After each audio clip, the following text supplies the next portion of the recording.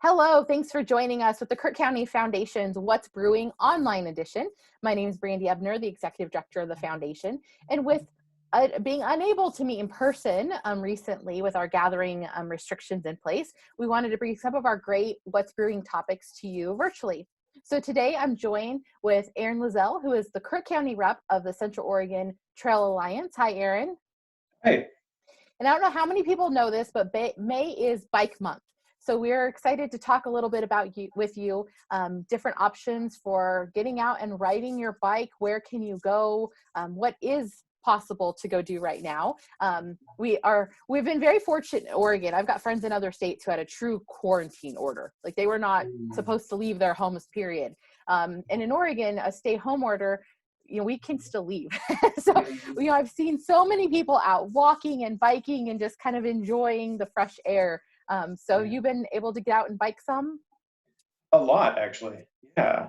And we're really, really lucky here to have biking right out the front door. So there's a lot of places to go here. Yeah, we are in a fantastic recreational area. I had a friend, I made a comment that I was getting outside and she's like, I'm in an apartment. We don't have a yard to go to. And I was like, oh, that would be horrible. I feel for folks who live in town, downtown Portland, don't have many options. So absolutely. So one of the big questions right now, and it's confusing at best, is where can you go to ride? If you don't want to just ride around the streets of Prineville, are there trails opened? Are they all shut down? What advice can you give with that? Well, again, we're really, really lucky in this area because, as we know, most of the parks are closed down. So, like, the park is closed. So you're not really supposed to be on that. But at the same time, the 66 trail system, which is right on the grade towards Redmond, that system is completely open. You can run right out there. National forest trails are open. Some of the trailheads are closed. The campgrounds are all closed. But you're free to ride out there on those trails as well. Butte has trails, not official trails, but there are, we've like to ride up there. So that's open. And then Great Butte in the National Grasslands is also another area really popular for riding. In the Skull Hollow is closed, and some of the trailheads are closed, but they're recommending precautions like social distance when riding off the trail when there's two-way traffic thing. Realistically, in Crook County, we're again really lucky because the population's so low that I saw somebody riding the other day on the same trail, but they were a good feet away from me. So that's the kind of trail traffic I'm used to out here. Yeah. And social distancing is easy when you're riding a bike or a horse or driving a car. You're not going to be that close. So you're going to maintain your 6 feet. So if a trail... Oh, I have talked to folks from Bend, folks from Central Bend. They're having some problems with actually social distancing because parking is becoming a problem, and trails are so used there that sometimes there's actual traffic. Yeah. Well, and I know one of the concerns that has been brought up is in like the parking lot areas. If you are going to go ride in the trailhead is open, try to park a space in between you and the next car. Try not to cross paths too tight with people as they enter and exit the trail area. I'm also hearing from a lot of areas that trash receptacles and restrooms are not open. So if you go out, they're recommending always be, a good steward of the land and pick up after yourself and such, but don't necessarily expect to throw away your garbage or go to the restroom if you're at some of these locations. Right. A lot of the trail systems we have here don't actually have those facilities anyway. So really you're kind of, have to be responsible on your own. Yeah. So if there is an area that is closed, but you can still bike there, so say the parking lot is kind of officially closed, but you can ride your bike out to it and continue biking on the path, that's still okay, correct? It is, yes. Yeah. Okay. Yeah, unless it's officially they have a sign on the trail, which they shouldn't on any national forest, county trails that we have. So, Perfect. I said the trail work has been pretty rough. It is mainly a trail building and maintenance organization. So trail building and any sort of volunteer work in the national forest is shut down. So we can't do any of that. We have a system going in near Facebook. Actually overlooks the wetlands area, and that's not open to the public yet.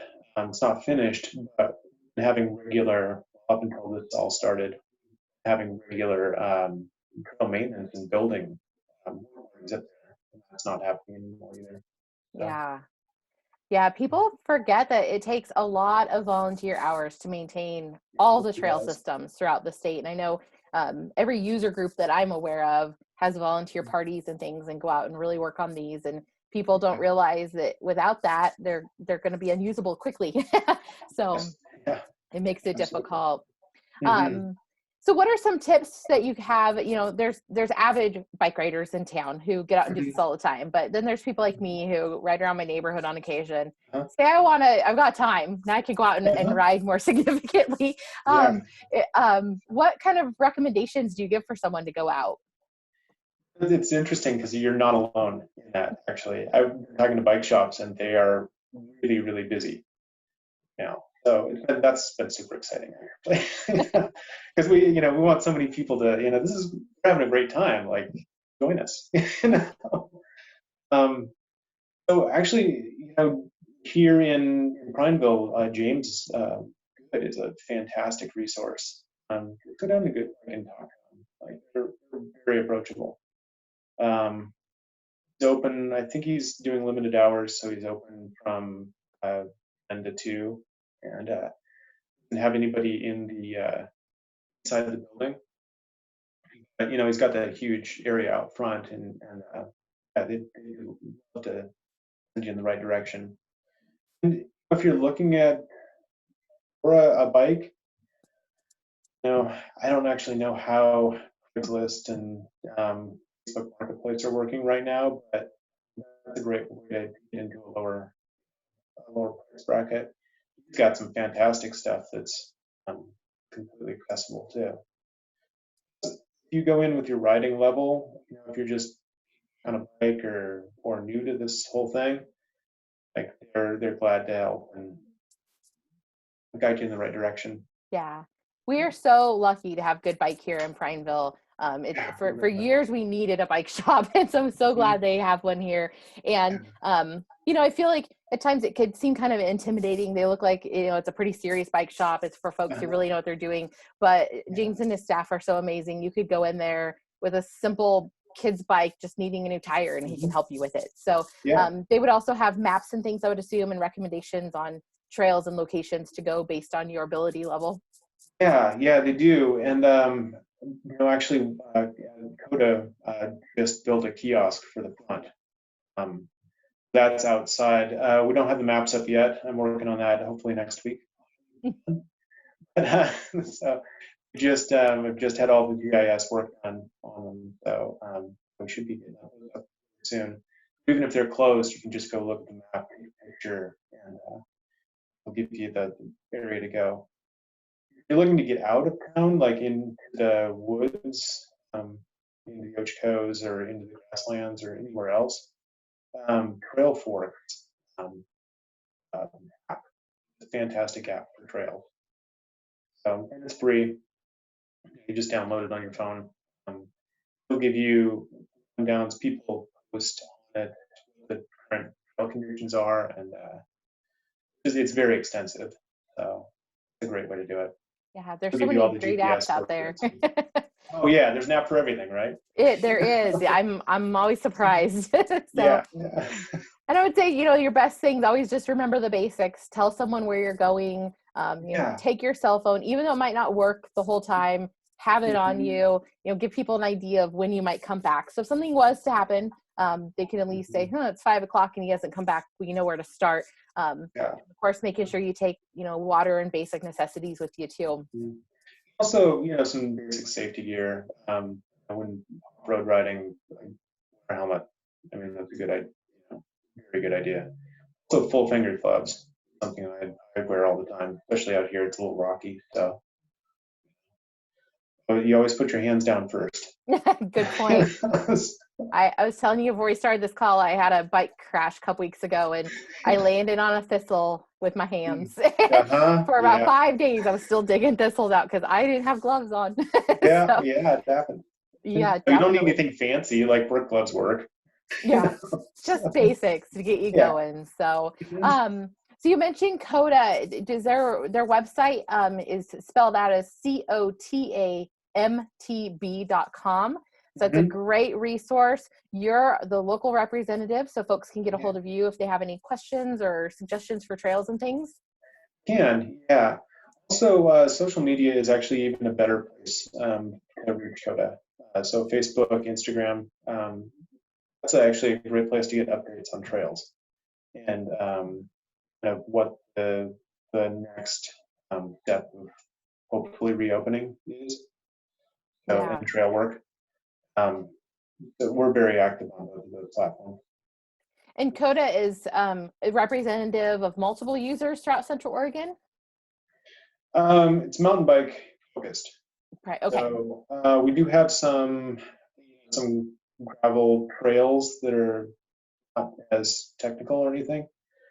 It's very definitely mountain bike focused. Okay. And we have chapters all over Central Oregon. So there's Bend, South Deschutes County, which is Lopine River, Sisters, Madras, Crook County. And obviously right now there's no in-person meetings, but if somebody wanted to get more involved with the Crook County chapter, would it just be reaching out to you and then they can find out some opportunities? Right now, yeah. Normally we meet at Good Bike every first Tuesday of the month at 5:30. So that's our normal monthly meeting. They can always come to that. That's completely open to the public. Well, and hopefully being at Good Bike, you'll be able to social distance enough to get back to having in-person meetings soon. Well, that's what we're really hoping is that next month we have guidance that's coming out soon. But, hopefully we can get out and at least have a meeting outside in that area. Yeah. So, yeah. Well, we appreciate that it's Bike Month. I know our Crook County on the Move program, as well as so many other organizations in Central Oregon, had great plans for this month and all kinds of activities and events, and essentially everything is stalled. I think there's still maybe some virtual education and such going on, but it sounds like everything else event-wise has been stopped. So it might not be the most exciting bike month, but this is still a month for you to get out, challenge yourself a bit, go take a trail that you wouldn't normally do, or, dig that old bike out and start riding it, and try to get more involved in a great way to see a lot of our community as well. You definitely get further on a bike than you can on foot a lot of times. So yeah. Get out and experience Crook County and Central Oregon. Yeah, it's a great way to explore. Awesome. Well, thank you so much for joining us. I'm sorry we couldn't have you in person this month, but we'll touch base with you as we find out those trails can actually get completed, and maybe we can do a video up there on the trail. Oh, that'd be great. Love that. Wonderful. Well, thanks for joining us today, Aaron. I appreciate it. All right. Thank you. Bye. Bye-bye.